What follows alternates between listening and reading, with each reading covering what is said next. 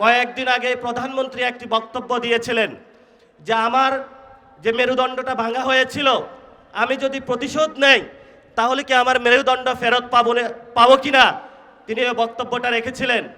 আমি সবিনয়ে মাননীয় প্রধানমন্ত্রীর কাছে জানাতে চাই, এই যে এখানে এতগুলো মানুষ উপস্থিত হয়েছে, যাদেরকে অন্ধকার প্রকোষ্ঠে রাখা হয়েছিল, যাদের বাপকে হলো থানায়, জেলায়, পুরো বাংলাদেশের বিভিন্ন কারাগারে ঘুরানো হয়েছিল, এই মানুষগুলো প্রতিশোধ চায় না, কিন্তু আমরা বিচারে বিশ্বাসী। আমরা বাংলাদেশে বিচার চাই। যদি বিএনপি সরকার বাংলাদেশে আমাদের এই মজলুম মানুষের বিচার করতে সক্ষম না হয়, ইনশাআল্লাহ 11 দলীয় জোট আগামী নির্বাচনে ক্ষমতায় গিয়ে আওয়ামী ফ্যাসিস্ট আমলের সকল গুম, খুন, নির্যাতন এবং জুলুমের বিচার বাংলার মাটিতে করবে ইনশাআল্লাহ। বিচারের দাবিতে আমরা মাঠে ছিলাম, আছি, ভবিষ্যতে থাকব। বিচার নিয়ে আমরা কোনো এক সেকেন্ডও কোনো কম্প্রোমাইজ করব না। যদি সরকার মনে করে আওয়ামী লীগে ভোট ব্যাংকে যেভাবে একটা সমঝোতা হয়েছে, বিচারের ক্ষেত্রেও সমঝোতা করতে হবে। আমরা বলবো আল্লাহর রাস্তে মাপ চাই বিএনপির ভাইয়েরা, আপনারা নির্যাতিত হয়েছেন, বাংলাদেশের সকল মানুষ নির্যাতিত হয়েছে। নির্যাতিত যারা মজলুম আছে, মজলুমদের পক্ষে আল্লাহ আছে, এই মজলুমদের পক্ষে আমরা থাকবো ইনশাআল্লাহ। লাস্ট যে কথাটা, এই যে ইলেকশন হয়েছে, আমিরে জামাত বলেছেন যদি সেই ইলেকশনের রেজাল্টটা মেনে নেওয়া হতো তাহলে বাংলাদেশে একটা গৃহযুদ্ধ হতো।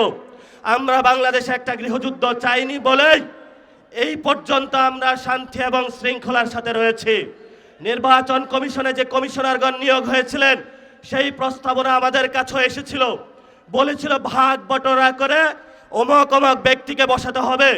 সেই সময় আল্লাহর সহায় থাকার কারণে এই সব গোপন সংলাপ আলোচনায় আমরা রাজি হই নাই। বিএনপির অনেক কমিশনার বসানো হয়েছে, বিভিন্ন বিভ্রান্ত আর্মি পার্সনকে সেখানে বসানো হয়েছে, তারা নির্বাচনে হলে ইঞ্জিনিয়ারিং করেছে।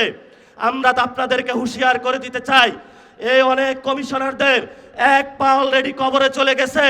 এই অবস্থায় আপনারা যদি বাংলাদেশের মানুষের সাথে গাদ্দারি করেন, প্রতারণা করেন, লোকাল গভর্নমেন্টে যদি আবারও বাংলাদেশে কোনো ইঞ্জিনিয়ারিং ব্যবস্থা করা হয়, বাংলার রাজপথ প্রজ্বলিত হয়ে উঠবে, আগুনে তপ্ত হয়ে উঠবে ইনশাআল্লাহ।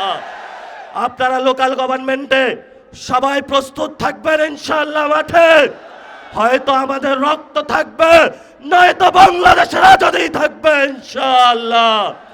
আমরা ইনশাআল্লাহ 11 দলীয় জোটের যারা নেতৃবৃন্দ এখানে আছেন, তাদের নেতৃত্বে বাংলাদেশের মানুষের পক্ষ হয়ে একটি সুষ্ঠু গণতান্ত্রিক প্রক্রিয়ার মধ্য দিয়ে এগিয়ে যাব। এটাই বাংলাদেশ, এটাই আবু সাঈদের বাংলাদেশ, এটাই হলো শহীদ মুগ্ধের বাংলাদেশ, এটাই হলো শহীদ ওয়াসিমের বাংলাদেশ। সবাইকে আসসালাম। রাজপথে থাকবেন, রাজপথ ছাড়বেন না। রাজপথে মুক্তির সমাধান, রাজপথে আজাদির সমাধান, রাজপথে বাংলাদেশের সমাধান, রাজপথে হলো সার্বভৌমত্বের সমাধান, রাজপথে হলো ইসলামকে সার্বভৌমত্ব রক্ষার সমাধান। এই সমাধান আমাদেরকে ইমানি দায়িত্ব, দেশপ্রেমের দায়িত্ব, এই দায়িত্ব আমাদেরকে আদায় করে ইনশাআল্লাহ আমরা ঘরে ফিরবো।